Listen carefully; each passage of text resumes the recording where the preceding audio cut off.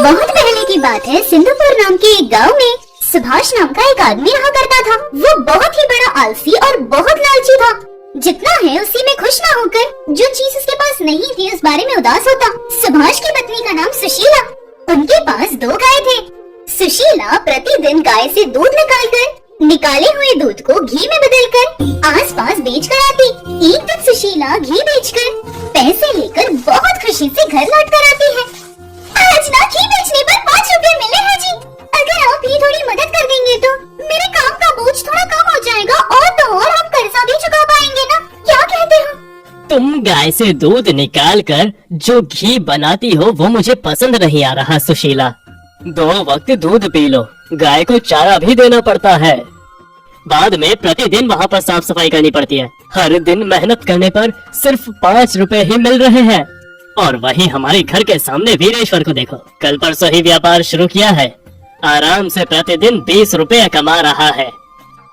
मुझे भी उसी की तरह व्यापार करने का मन है। अरे क्या जी, आप व्यापार शुरू करोगे? व्यापार शुरू करने के लिए थोड़े बहुत पैसे तो होने चाहिए। ऊपर से व्यापार में सिर्फ लाभ ही नहीं, नुकसान भी होता है, उसका भी सामना करना पड़ता है। अरे मुझे ये सब पता है सुशीला, मुझे व्यापार के लिए पैसों की जरूरत है, इसीलिए मैं अपनी दोनों गायों को बेचकर आए हुए पैसों से व्यापार करने का सोच रहा हूँ।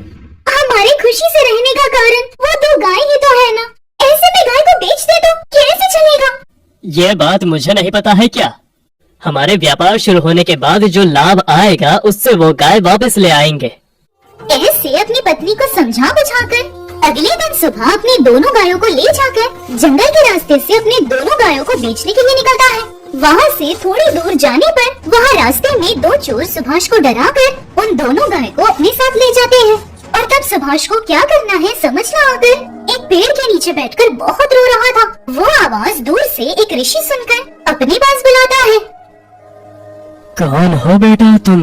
यहाँ पर क्यों आए हो? क्यों उस पेड़ के नीचे बैठकर रो रहे हो?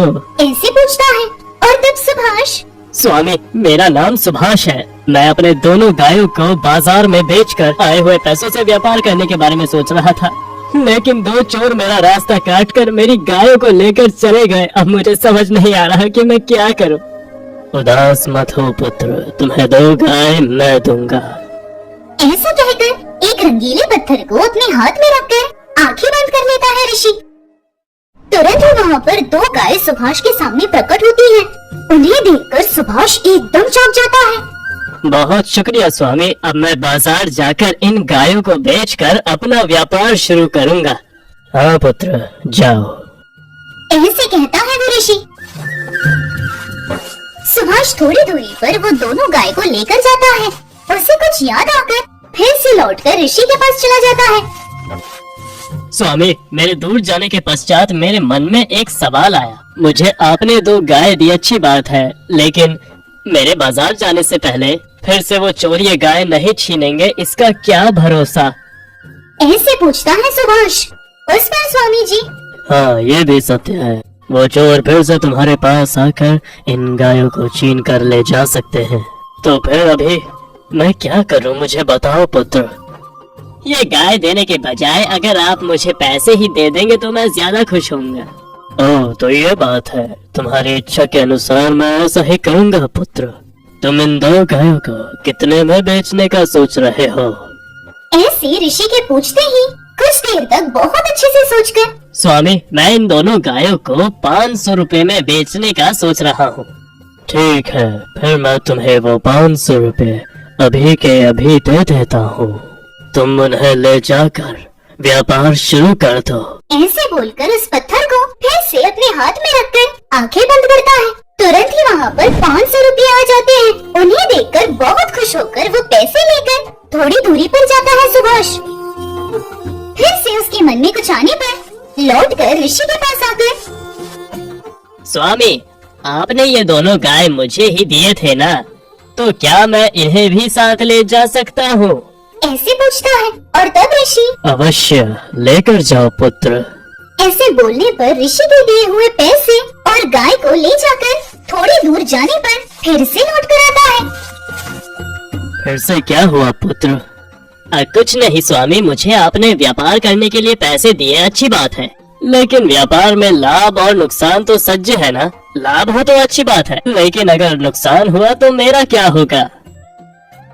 तुम्हें तुम्हारे व्यापार में सिर्फ लाभ ही लाभ होगा, ऐसे प्रसाद देता हूँ मैं तुम्हें।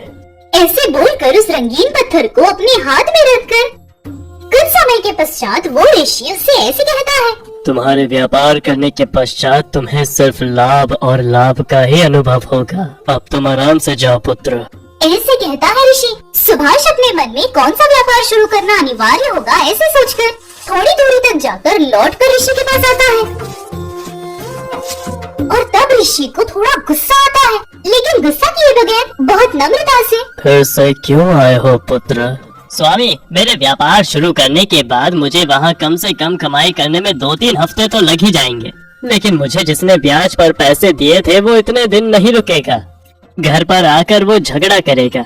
अगर मुझे 1000 रुपए मिल जाए तो मैं अपने गांव जाकर उसका उधार चुका दूंगा। वो ठीक है कहकर रंगीन पत्थर को हाथ में लेकर आंखें बंद करके सुभाष को 1000 रुपये देता है।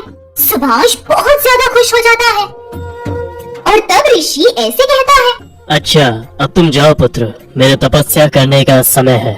स्वामी, मेरी एक और इच्छा है। पहले से ही तुम्हारी इतनी सारी इच्छाएं मैं पूरी कर चुका हूँ पुत्र। अभी तुम्हारे पास जो कुछ भी है उसी में संतुष्ट होकर यहाँ से जाओ पुत्र।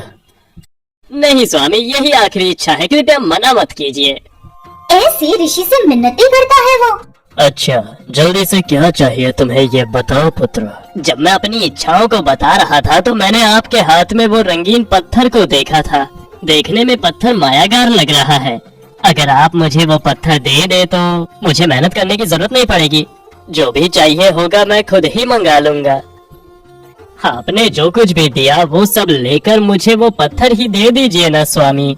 वो सुनकर ऋषि धीरे से मुस्कुराकर, देखो पुत्र, ये पत्थर बहुत ही शक्तिशाली पत्थर है। अगर ये मेरे अलावा किसी और ने छुआ तो इस पत्थर के साथ मैंने तुम्हें जो कुछ भी दिया है वो सब 1 मिनट में गायब हो जाएगा। इसलिए अभी तक तुमने जो कुछ भी पाया है वो सब लेकर यहाँ से जाओ पुत्र। ऐसे कहने पर सुभाष अपने आप में ऐसे सोचता है, ये स्वामी वो पत्थर नहीं देना चाहते ना, इसीलिए ऐसा कह रहे हैं। कैसे न कैसे वो पत्थर हासिल करना होगा। ऐसे अपने मन में सोचकर, ठीक है स्वामी, मैं चलता हूँ, आप तपस्या कीजिए।